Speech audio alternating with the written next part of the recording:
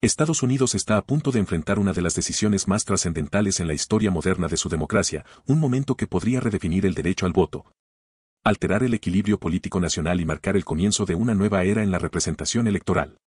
En los próximos días, la Corte Suprema escuchará los argumentos orales en el caso CLA contra Luisiana, un litigio aparentemente técnico sobre redistribución de distritos, pero que en realidad tiene el potencial de desmantelar lo que queda de la Ley de Derechos Electorales, la pieza legislativa que desde 1965 hectáreas protegido a las minorías raciales del racismo institucional y la exclusión política. Lo que está por decidirse no es simplemente una disputa legal, es una cuestión que toca el alma misma de la democracia estadounidense. Si la igualdad del voto seguirá siendo una promesa real o se convertirá en una reliquia del pasado. La sección 2 de la Ley de Derechos Electorales prohíbe explícitamente las prácticas que diluyen o niegan el voto de los ciudadanos por motivos raciales o étnicos. En la práctica, ha servido durante décadas como una herramienta que impide que legisladores estatales dibujen mapas electorales destinados a dividir comunidades minoritarias, debilitando así su poder político.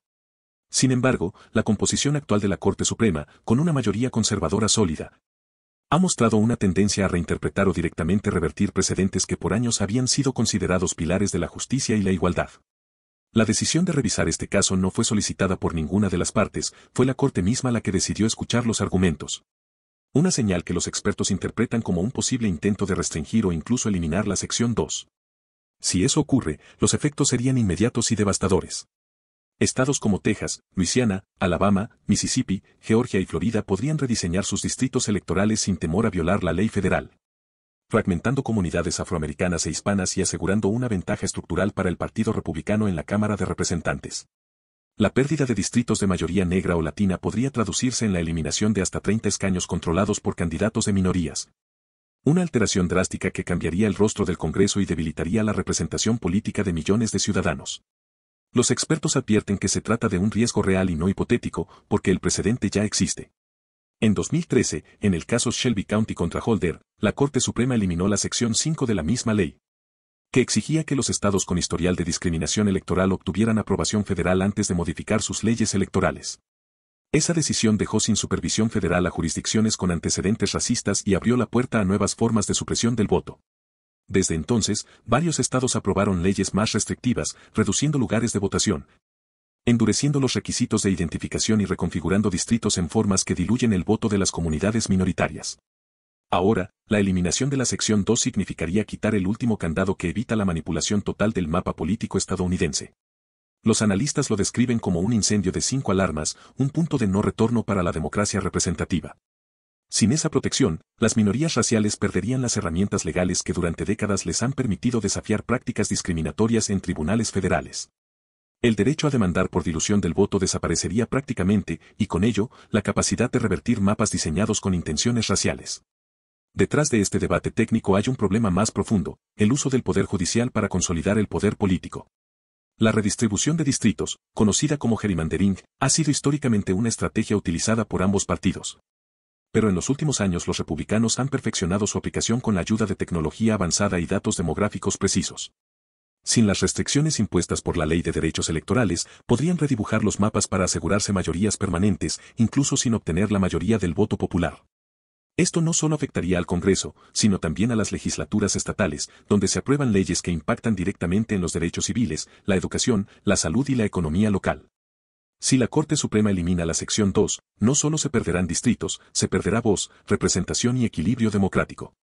Lo irónico es que el caso CLA contra Luisiana no comenzó con una intención de destruir la ley. Fue presentado por un grupo de demandantes blancos que alegaban que el diseño de un distrito de mayoría negra en Luisiana los discriminaba. Ninguna de las partes pidió al tribunal que revisara la constitucionalidad de la sección 2. Pero la Corte, por iniciativa propia, decidió reabrir la discusión y centrarse precisamente en esa cuestión. Para muchos juristas, este movimiento es un reflejo de la agenda ideológica de la mayoría conservadora, que desde hace años ha buscado reducir el alcance de la legislación de derechos civiles. Es un patrón que se repite, primero en Shelby County, luego en decisiones sobre financiación de campañas, y ahora en el corazón del derecho al voto. La última vez que el tribunal actuó de manera similar fue en 2009, con el caso Citizens United contra la Comisión Federal Electoral, una causa que originalmente no trataba sobre gasto ilimitado en campañas, pero que la Corte amplió voluntariamente, sentando las bases para una avalancha de dinero corporativo en la política estadounidense. Los resultados fueron catastróficos, el poder de las grandes fortunas creció exponencialmente y el ciudadano común perdió influencia en el proceso democrático. El paralelismo con el caso actual es evidente. En aquel entonces se distorsionó el principio de igualdad política, ahora podría destruirse el principio de igualdad electoral. Los abogados que defienden la sección 2 insisten en que los argumentos legales aún pueden marcar la diferencia. La Corte Suprema no está completamente aislada de las consecuencias de sus decisiones. Los jueces, incluso los conservadores, entienden que un fallo demasiado radical podría desatar una crisis de legitimidad. En 2023, por ejemplo, la Corte sorprendió al país al mantener viva la misma sección 2 en un caso proveniente de Alabama, al confirmar un segundo distrito de mayoría negra. Fue una victoria inesperada para los defensores del derecho al voto, y demostró que, en ocasiones, una argumentación sólida y bien presentada puede inclinar la balanza. Por eso, los abogados se preparan para exponer no solo los fundamentos jurídicos, sino las consecuencias prácticas, que significaría eliminar la última barrera contra la manipulación racial del voto. Argumentarán que el Congreso aprobó la Ley de Derechos Electorales con base en décadas de pruebas documentadas de discriminación, que su vigencia ha sido renovada de manera bipartidista. Y que sigue siendo necesaria porque los intentos de excluir a las minorías no han desaparecido, solo se han vuelto más sofisticados. La pregunta que flota en el aire es si los jueces escucharán la voz de la historia o la voz de la política. Si el fallo se emite en los primeros meses del próximo año, podría aplicarse a tiempo para las elecciones de 2026, permitiendo a los estados redibujar los mapas antes de los comicios. Lo que muchos describen como un escenario apocalíptico. Si se retrasa hasta junio, el impacto podría ser más gradual, aunque no menos profundo. De una forma u otra, el desenlace marcará un antes y un después. Quienes siguen de cerca la Corte Suprema señalan que este tipo de casos se deciden no solo en el terreno legal, sino también en el moral. En el fondo, lo que se debate es si Estados Unidos sigue comprometido con la idea de una democracia multirracial o si está dispuesto a regresar a un modelo de dominación política de una sola mayoría étnica. No se trata de un asunto partidista, aunque los resultados inevitablemente favorezcan a un partido sobre otro. Se trata de la supervivencia del principio básico de igualdad ante las urnas. Las organizaciones de derechos civiles han advertido que, si la Corte invalida la sección 2, los tribunales federales quedarán prácticamente sin herramientas para intervenir en casos de manipulación racial. En la práctica, el país volvería a un escenario previo a 1965, cuando los gobiernos estatales del sur podían redibujar distritos, cerrar urnas o imponer reglas restrictivas sin consecuencias legales. La batalla por el derecho al voto volvería a trasladarse de los tribunales a las calles, y los avances logrados durante 6 décadas podrían evaporarse en un solo fallo. Mark Elias, uno de los abogados más activos en defensa del voto, lo define como el juego completo.